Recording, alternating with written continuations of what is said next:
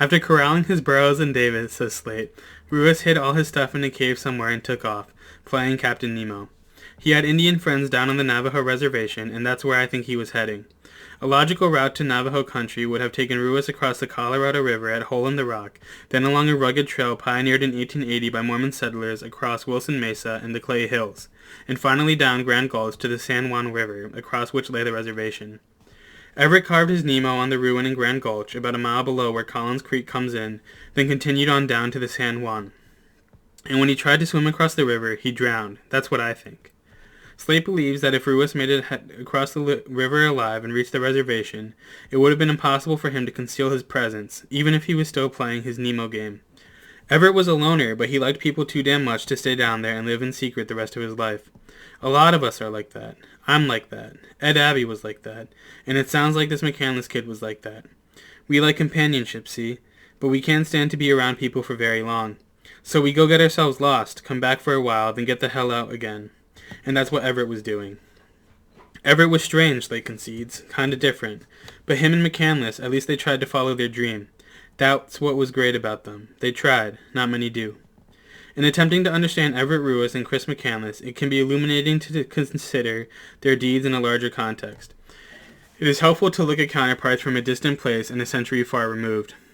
Off the southeastern coast of Iceland sits a low barrier island called Papos. Treeless and rocky, perpetually clobbered by gales howling off the North Atlantic, it takes its name from its first settlers, now long gone, the Irish monks known as Papar.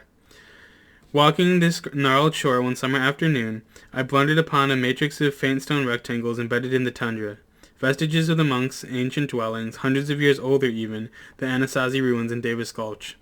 The monks arrived as early as the 5th and 6th centuries AD, having sailed and rowed from the west coast of Ireland.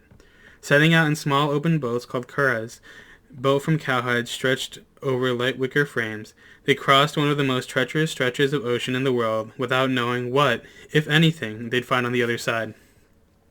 The Papa risked their lives and lost them in untold droves, not in the pursuit of wealth or personal glory, or to claim new lands in the name of any despot. As the great Arctic explorer and Nobel laureate Fridtjof Nansen points out, these remarkable voyages were undertaken chiefly from the wish to find lonely places, where these anchorites might dwell in place, undisturbed by the turmoil and temptations of the world.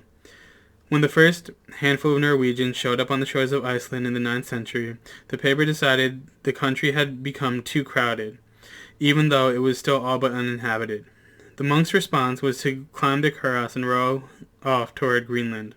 They were drawn across the storm-racked ocean, drawn west past the edge of the known world, by nothing more than a hunger of the spirit, a yearning of such queer intensity that it beggars the modern imagination. Regarding of these monks, one is moved by their courage, their reckless innocence, and the urgency of their desire. Reading of these monks, one can't help thinking of Everett Ruiz and Chris McCandless.